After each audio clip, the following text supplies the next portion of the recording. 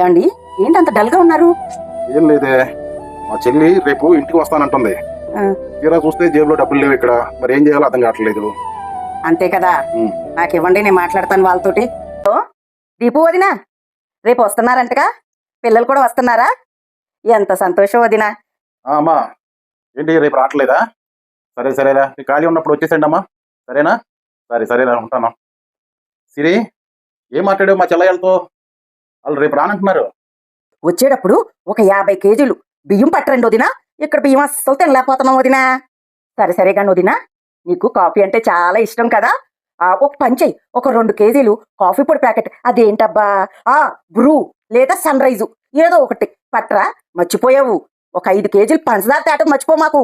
మర్చిపోయాను దీపోదినా, నీకు స్వీట్ అంటే చాలా ఇష్టం కదూ. జీడిపప్పు 1 కేజీ, బాదం పప్పు 1 కేజీ, కిస్మిస్ 1 కేజీ, ఇలా అన్ని పప్పులు ఒక్కొక్క కేజీ చొప్పున మర్చిపోకుండా తీసుకురా. ఇక్కడ అన్ని షాపులు చాలా దూరం ఉంటాయి వదినా, నిన్ను వచ్చేటప్పుడు తీసుకురమ్మంటున్నా. ఇకపోతే నీకు నాన్ వెజ్ అంటే చాలా ఇష్టం అనుకుంటా కదా. వచ్చేటప్పుడు పొట్టేలు మోసం కోయించి మంచి తిట్టమైనది ఒక 4 కేజీలు పట్టరా వదినా. నీకెందుకు వదినా, నేను కమ్మగా నీకు వండి పెడతానుగా. మీరు ఎన్ని రోజులు కంటే అన్ని రోజులు శుభ్రంగా ఉండొచ్చు. ఎంత సంతోషంగా ఉందో వదినా మీరు వస్తున్నారంటే. వచ్చేటప్పుడు కందిపప్పు, మినపప్పు, పెసరపప్పు, మరి రవ్వలు, ఇలా అన్ని తీసుకొచ్చేయండి వదినా. డబ్బాలన్నీ ఎలాగో నిండుకున్నాయి, అన్ని శుభ్రంగా కడిగేసి తోమేసి రెడీగా మీకోసం ఉంచుతా.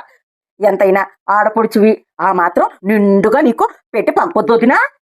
సరే వదినా, ఉంటాను. అసలే మీరు తెల్లారి పట్టుకల్లా వస్తారు. బోర్డు పళ్ళు ఉన్నాయి వదినా.